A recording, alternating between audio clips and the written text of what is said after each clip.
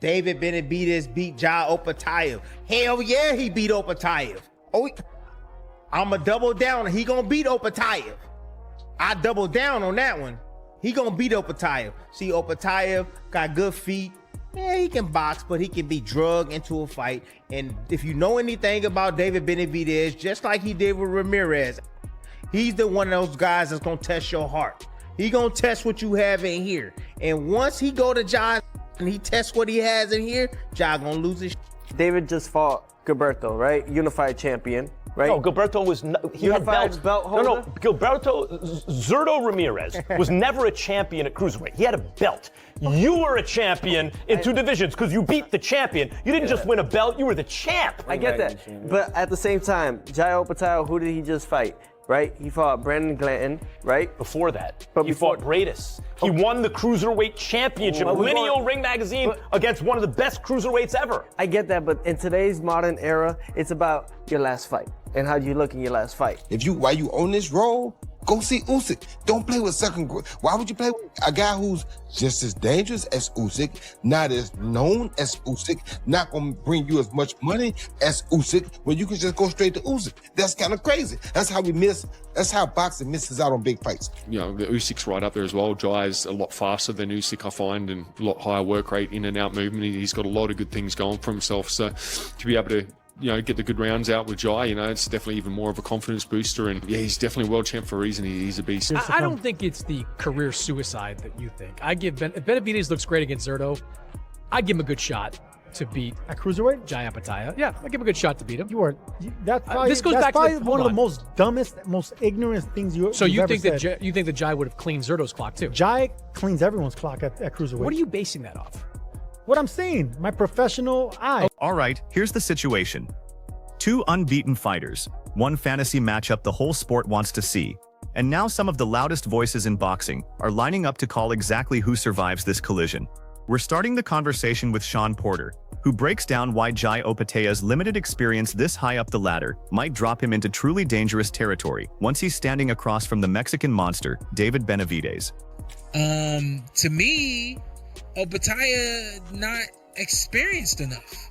Well, that's what Jose Sr. says, but he is the best cruiserweight in the world. And he's, unlike David, who's still a little soft at 196. Yeah. Opetaia is built, athletic, punches hard, southpaw, has good feet. Yeah.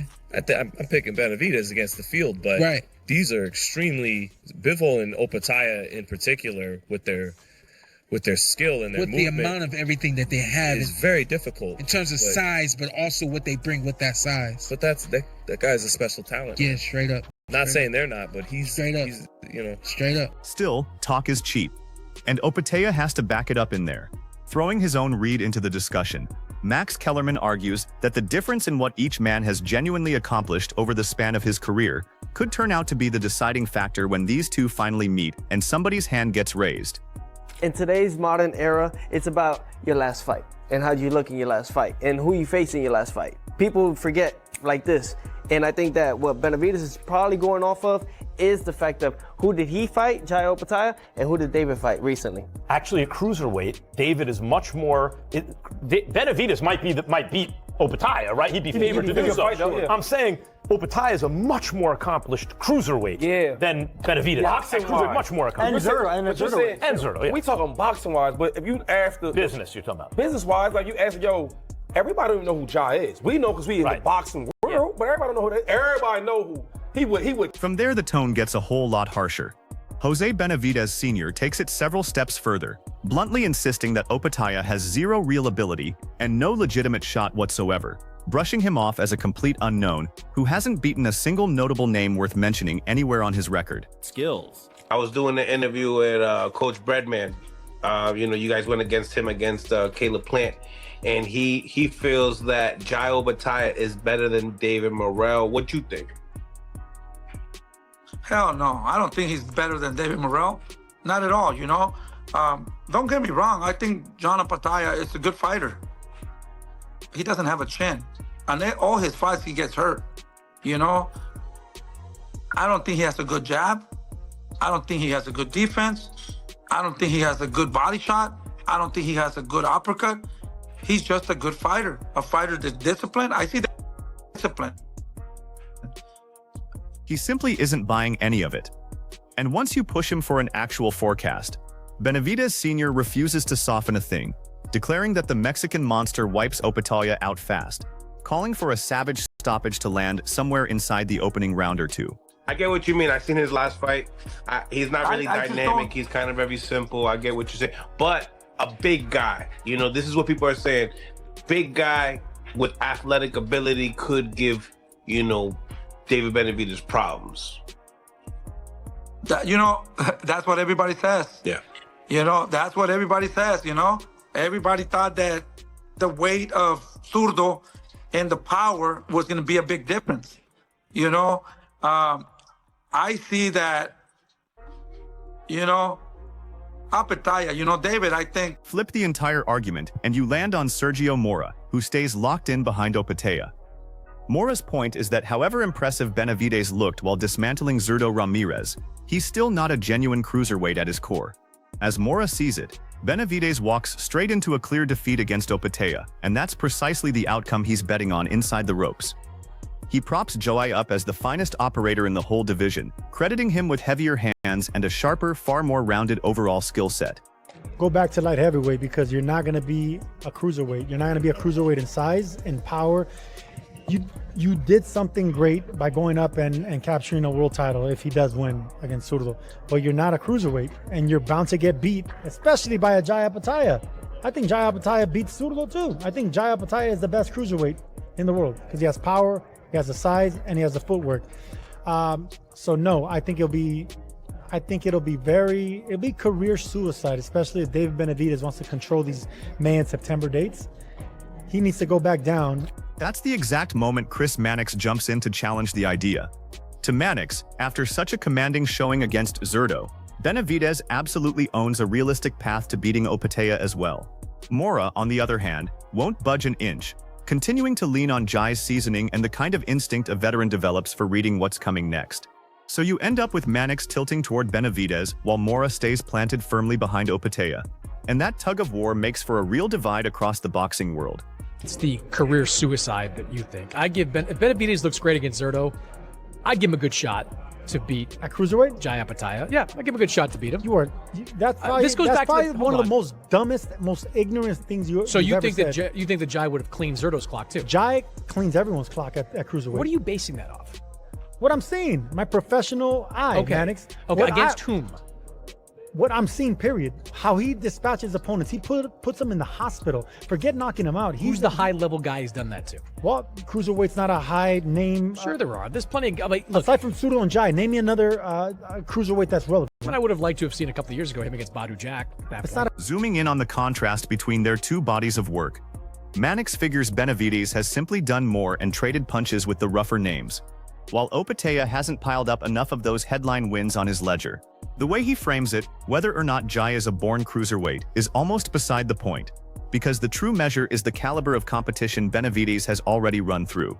And that, he insists, hands Benavidez an obvious advantage the second you set both resumes side by side heading into this fight, on top of the fact that the guy is just physically enormous. Right? And like, he's always been a big guy. I don't think he's as overmatched as you do against Jai Opetaia. Not that I disrespect Jai, just I have not seen it yet against high-level guys. He didn't get Brandon Glanton out of there. Like, I'm just saying, like, I need to see more of Jai Opetaia against top-level guys. Like, if Jai Opetaia dispatches Chris Billum-Smith, if he eventually gets there against him, in a way that Zurdo couldn't, then maybe I can get on board with that. I just haven't seen it at the highest oblivion. I think that David Benavidez, if he looks great against Zurdo, wins a clean decision, knocks him out, I think he's got a great chance against someone like Jai. Up next, Tim Bradley spots one obvious winner in Benavidez versus Opetaia, and he isn't whispering about it. Bradley's case is that Benavidez smothers anyone in front of him with that non-stop pressure and his trademark approach. He's convinced Benavidez would have run straight through Brandon Glanton and breezed past every obstacle without breaking stride. He points directly to Benavidez sharing the ring with skilled boxers like David Morrell, noting the man has already shown he can adjust against wildly different looks. Even up against a slippery southpaw like Opetaia, Bradley feels that complete toolbox makes Benavidez a brutal riddle to crack in any matchup. You ain't gonna meet no damn Benavidez. Damn, Jai Opetaia couldn't even get this dude up out of there. Come on now. Benavidez would have served Buddy, man. What's his name, Glanton? He would have served Glanton. He would have stopped him. Yeah, I understand the styles make fights. I get that. However, man, Benavidez' style break through anything. Break through any style. He been in the ring with boxers. And he was in there with Morrell that can punch, that can box. Southpaw, just like Ja Morant. Just like Ja. Did I say Ja Morant? Ha! I'm thinking about Ja, the basketball player. I'm tripping. But yeah, Jai Opetaia. Yeah, I don't get it. Bradley also circles back to Opetaia's latest outings, raising his bout with Mairis Briedis, where the challenger ended up running out of gas down the stretch. His argument is that Benavidez' raw strength travels comfortably across weight classes, especially as he shuffles between 200 pounds and 175. To Bradley, that blend of hand speed and pop turns even nastier once Benavidez settles in at cruiserweight. He fully anticipates Benavidez bossing Opetaia around the same way he did Gilberto Ramirez, forecasting yet another thunderous statement performance and doubling down on his belief that Benavidez finishes the night on top. Y'all think that dude, man, y'all ain't see his last couple of fights beforehand? Y'all ain't see his fight against that's that dude named Briedis? Y'all ain't see that? Bro, the dude run out of juice. He run out of gas. Briedis a small dude. Benavidez, he trains at 200 pounds. And then he work his way down to 175 pounds. He still got that hand speed and quickness and probably got more pop on his shots at 200. At 200, 190, Benavidez about to get his now. And then after that, Jai Opetaia, he gonna get it too. Here's where it gets fascinating, because now we hear from a man who's actually traded leather with him. Mairis Briedis, one of the toughest names Opetaia has ever faced, calls Jai a maddeningly hard puzzle to figure out. He even stacks him next to the great Oleksandr Usyk, confessing that sharing the ring with Opetaia ranked among the hardest nights of his entire career. Briedis describes how Jai's footwork, his timing, and his command of the ring set him apart from nearly every cruiserweight he's ever met. The way he tells it, Opetaia forces the other guy to solve problems non-stop while under fire, and that exact degree of difficulty is what lifts him above so much of the division.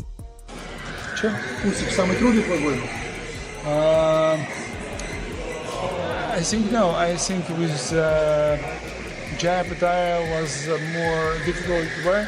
Why? Because when I fought with Oleksandr Usyk, I was more younger.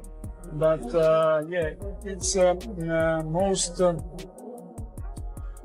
difficult is when you have a year, like around 39, 30, 40, then your recovery go very, very slow. And this is the most important for all the athletes. Striking a pretty similar note, Gabriel Rosado offers his own take on the strength and the sheer physical aura that Opetaia carries. He admits that if he were the one stepping into Benavidez' position, he'd happily plant himself at 175 rather than climbing up to meet him. Rosado sees Opetaia as anything but an ordinary cruiserweight, painting him instead as a heavyweight who simply manages to squeeze down to the limit. He highlights the gap between Zurdo Ramirez's natural build and Jai's frame, saying Opetaia carries himself like a heavyweight with athletic feet, concrete fists, and genuine craft, all bundled together with the kind of power that makes him truly stand apart. If I'm in Benavidez' position, I would defend the titles at 175. Because Jai is a heavyweight that makes cruiserweight. You know what I mean? Zurdo was a super middleweight that moved up to cruiserweight. You know, Zurdo's really not, he's a big guy, but not a big guy like Opetaia. This guy is different, man. I remember I met him in Vegas. Dude got these big hands. He's just a different dude, man. Honestly, the man looks every bit a heavyweight, and he's still young. Rosado pushes on, branding Opetaia as the single most serious danger lurking in front of Benavidez at this moment.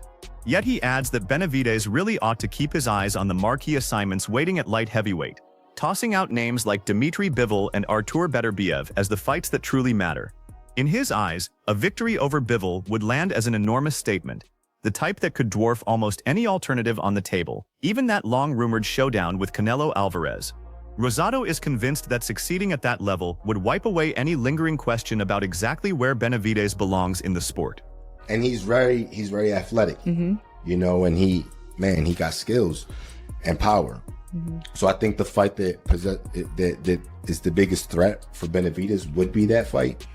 I like the fight with Bivol now while it's still hot, while Bivol's still in his prime, and then Beterbiev.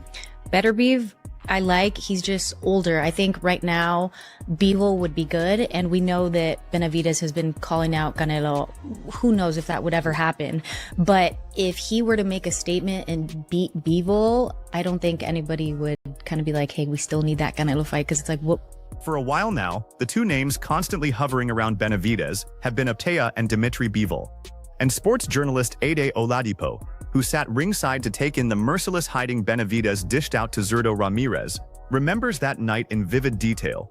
From his vantage point, it barely matters who steps up next, because Benavidez is simply far too dangerous for either assignment. Whether it's Opetaia or Bivol walking in, Oladipo is sure Benavidez delivers a brand of pressure and power that neither man can sit with comfortably at this stage of the game. 12 months, he could do damage to both of them. He really could. Like he has a level of confidence right now where he doesn't look like he didn't even look like he had a fight yesterday. Didn't even see a scratch on him. That Zurdo is no scrub, you know. And I think people need to understand who Zurdo Ramirez is. Zurdo is no scrub.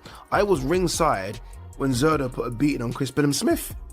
And I thought Shane McGuigan was going to stop it. And someone just put a beating on him. Worse. Digging a little deeper into his thinking, Oladipo argues that the biggest fight available to Benavidez is the Opetaia clash, cautioning everyone not to overlook it even in the wake of that brutal demolition of Zurdo.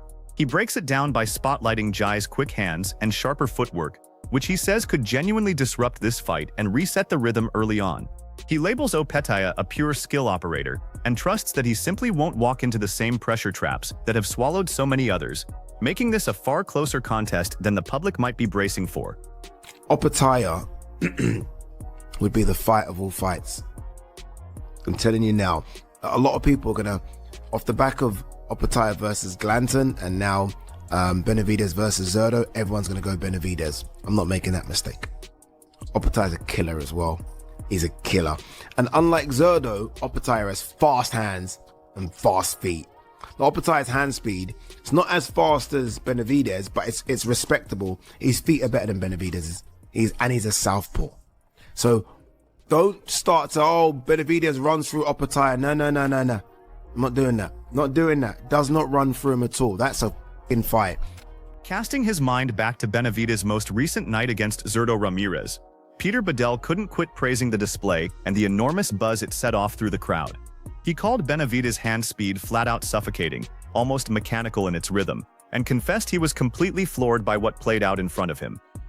To his eye, Benavidez didn't merely collect a win, he methodically dismantled his man in a total one-way showcase. And going off a performance like that, Bedell is firmly convinced Benavidez would own every weapon required to defeat Opetaia, should the two ever finally cross paths. That hand speed for a guy that big, that was machine gun stuff. It was unbelievable. I was blown away. I mean, he didn't just beat Ramirez, he annihilated him. It was a massacre. And I really think right now, if I'm setting a betting market, I don't think Jai Opetaia beats Benavidez on that performance. I'd love to see Jai win because we're Aussies. We want to see the Aussie win. And Jai is a magnificent cruiserweight. But gee, what I saw of Benavidez, the step up in weight didn't bother him at all. So once you stack up every prediction, every clashing opinion, and every bit of mounting tension, the central question only grows heavier. Is David Benavidez flat out too overpowering for anybody parked at cruiserweight? Or is Jai Opetaia the one fighter genuinely built to flip the whole story upside down? In the end, it all hinges on what you picture happening the instant these styles smash together at the very top level. So go ahead and drop your prediction down in the comments and let us know exactly who you've got walking away with this one. And be sure to subscribe for more boxing breakdowns, fiery debates, and round-the-clock fight night drama.